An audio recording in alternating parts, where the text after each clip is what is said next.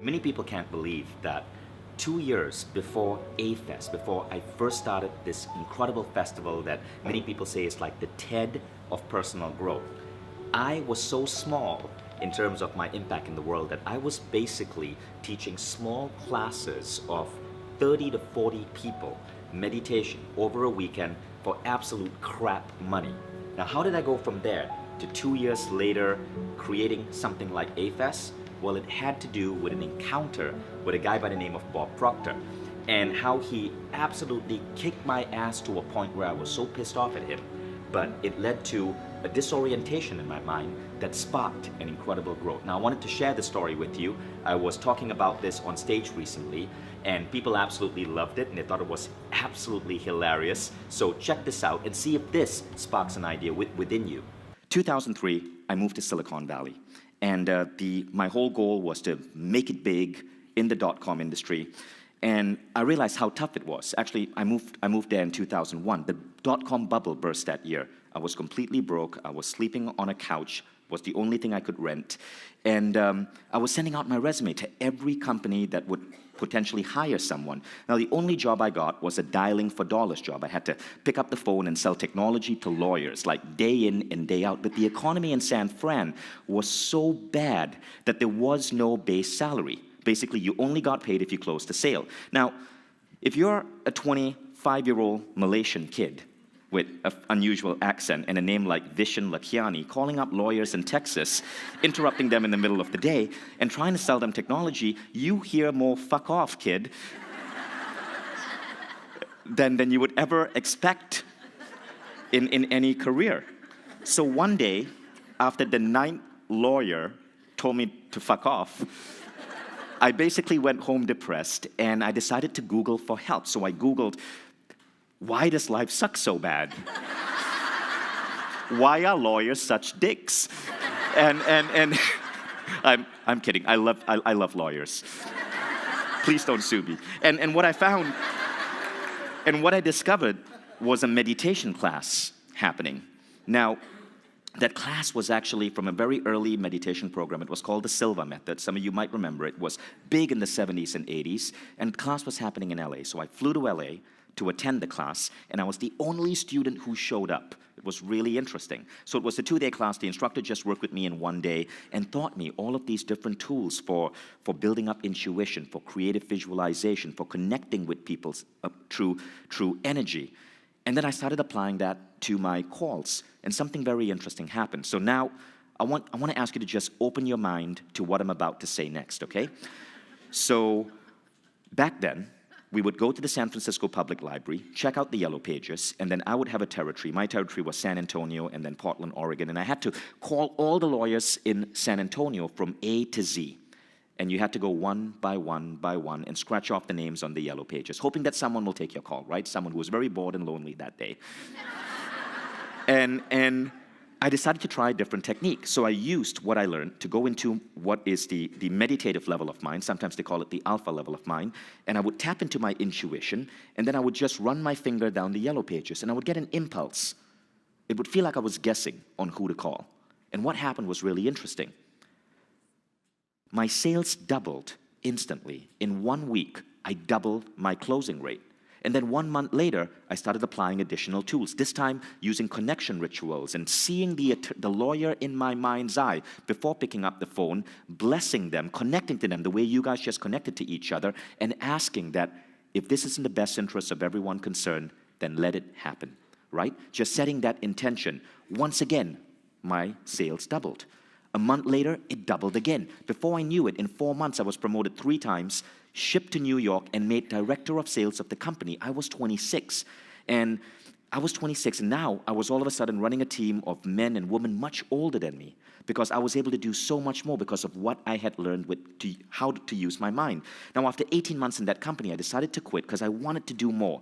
So I quit, and I became a meditation instructor. And very soon I realized that if you have a fancy job as director of marketing in a .com and you quit and become a meditation instructor, firstly, you should really check with your wife first, because I was married at that point. And secondly, It's one of the fastest ways to go completely broke.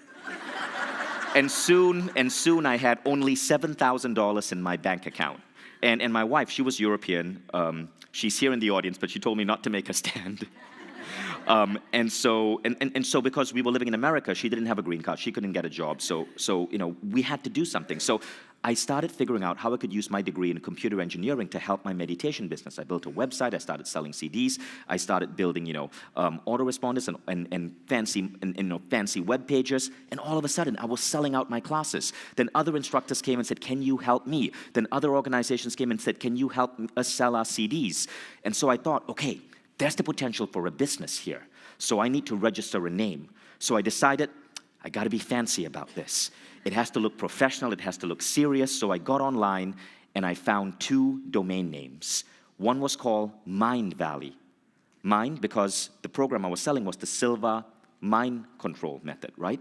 But then I thought, that sounds so cheesy. I found another domain name I really liked. It was called rainbridgeconsulting.com.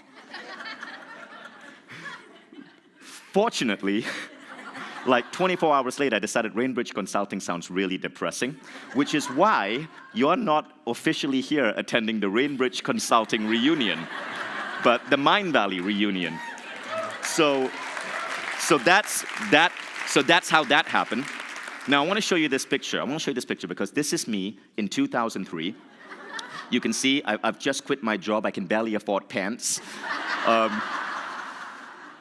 And the furniture I'm sitting on, this was furniture we salvaged from the street in New York. New York, very friendly city. If you need furniture, just walk out to the street.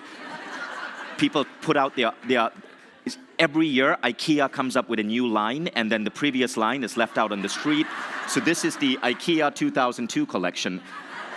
I'm serious. You can look that up. This is called the LACK, L-A-C-K, table.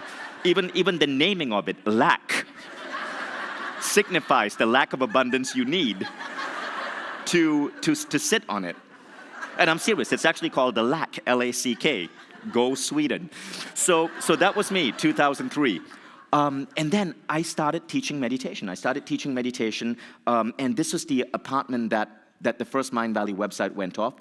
If you live in New York, you might recognize this. This is the Playwrights Tavern. It's on 8th Avenue and 46th Street.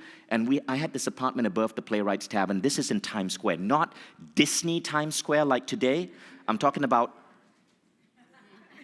strippers and crack Times Square of 2003, before Disney took over. 2 years before I moved into that apartment, that was my window. It was behind that window that the first Mind Valley website was being built. 2 years before I moved into it, it was a Thai massage parlor. Now, if you live in New York, you know what Thai massage parlor is code word for. So yes, the School for Humanity did start in a former whorehouse.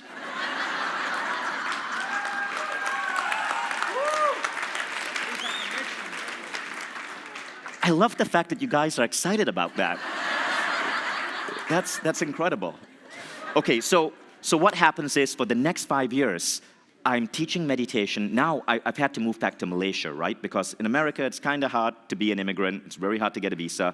So had to move back to Malaysia. So now we were building up Mind Valley in Malaysia, but we still stayed an American company. Even though I couldn't get a visa and I moved to Malaysia because I registered the company in America, America's been making me pay taxes for the last 15 years.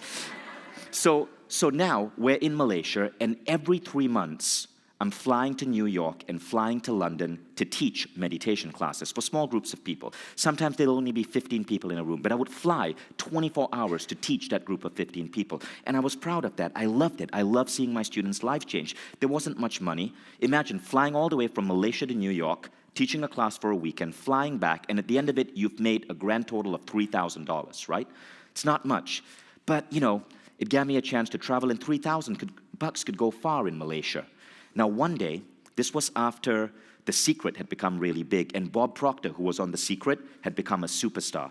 Someone introduced me to Bob Proctor and told him that I was really good at building websites. So Bob Proctor contracted me to build his website. So I got to know Bob Proctor. He became an inspiration. And what happened was, in 2008, now remember, I'd now been teaching meditation for 5 years, not much money. I was further in debt than I would be if I'd never started Mindvalley and just stuck to a regular job. How many of you guys know that struggle, right, as a teacher, as a healer, as a coach? So 2008, I'm in London, and Bob is finishing a big seminar, and it's lunchtime, and he's having lunch, and he knows I'm then. He's like, hey, Vishen, come over, let's say, and just say hi during my lunch break. So I show up, and Bob Proctor asks me, by the way, you guys all know who Bob Proctor is, right? Famous author. So he says, so what brings you here? So I'm really proud of myself. I'm like, well, Bob, I teach this class on meditation. I'm going to have 40 students in a room today. I flew all the way from Kuala Lumpur, Malaysia. I'm going to be facilitating the Silva Method class. And Bob Proctor asks me, that's fantastic. How much are you earning from this class? And I go, well, I can tell you, Bob, I'm going to go home with $5,000 profit, $5,000. Now, to me, that was a big deal. $5,000 goes really fine in Malaysia. That's like 3 months' salary. And Bob said, are you kidding me? And Bob Proctor's got this really stern face and this really, really like intense voice. It was more like, are you kidding me? Then he does the Bob Proctor scowl. And I'm like, no, seriously, Bob, that's what I'm doing. I teach meditation now. I don't just build websites, I can teach. And Bob says, wait, you're telling me that you left your wife, you left your 1-year-old baby boy to hop on a flight for 22 hours from Kuala Lumpur, Malaysia to London, just so you could touch the lives of 40 people on a weekend, and then travel all the way back. I hope you're going business class.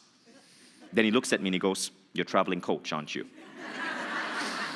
And he does that face again.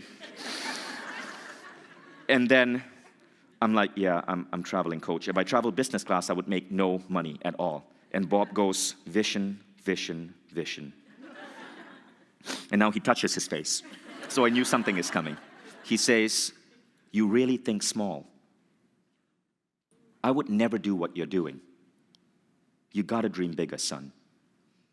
And he looked at me with complete disappointment. And I was pissed off. I'm like, screw you, mister. I'm the big deal guy in The Secret with your fancy suits and your awesome voice and your great smell, whatever cologne you're using. I like what I do. I like what I do. But then I went and I did that class. And the next day I woke up depressed. And I realized Bob was right. For 5 years, I'd been doing the same thing, touching 20 people, 40 people at a time. And I was doing like one class every 2 months, right? And I realized I had to think bigger. Now, I went to my Facebook, and I changed the quote on my Facebook. Facebook has a category where you put your favorite quote, and that's what I put down. It's a quote from Bob Proctor. The question is not, are you worthy enough to reach your goals? The question is, are your goals worthy enough of you? It's now been 10 years, right? I haven't touched it. That is still the quote you will see on Vishen Lakhiani's Facebook. But I put it up. And I did something else. I quit. That was the last time I taught a meditation class. I just quit. I gave it up completely, 100%. I never did it again because Bob Proctor was right. I started dreaming bigger and bigger and bigger. And every time I would hit one of those big dreams, I would do the next thing. And that's how Mindvalley became a company obsessed with touching 1 billion lives, shifting the course of history. It's why we set a goal to create the best learning technology in the world. It's why we started deciding that we were going to be so much bigger than just me teaching 20 people in a room meditation. We wanted to assemble all the greatest teachers on earth. It's why we decided to invest in technology and build really cool learning applications like Quest. It's why we launched A-Fest. After I quit teaching that meditation class, it took me 2 years to do my next seminar. But 2 years later, that next seminar was A-Fest, which is now one of the hottest tickets in personal growth. We had 250 people, and this time it was in Costa Rica. And we had incredible speakers come and share the stage with me. That was how Bob Proctor's kick in the butt shifted my life. We went from working from a rundown house to building what won an award in Inc. magazine for one of the top 10 coolest workplaces in the world. And we assembled a team of now some 250 people from 46 countries who moved to Kuala Lumpur, Malaysia to build everything that Mindvalley develops. It's actually now 47 because we just hired someone from Iraq. All of that Because as a teacher, somebody kicked my butt and made me dream bigger. So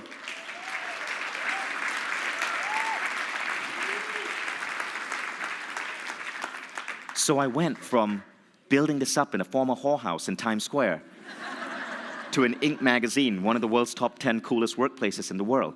And all of that was it was between 2003 and 2012, right? It was, my math is failing me right now, 7 years. And I believe that that's something that all of us should aspire to, because the world needs teachers. The world needs people to spread these enlightened ideas, which I hope there's a lesson there for anyone here who's gone through that same struggle I've experienced. If you know what I'm talking about, raise your hand and make some sounds.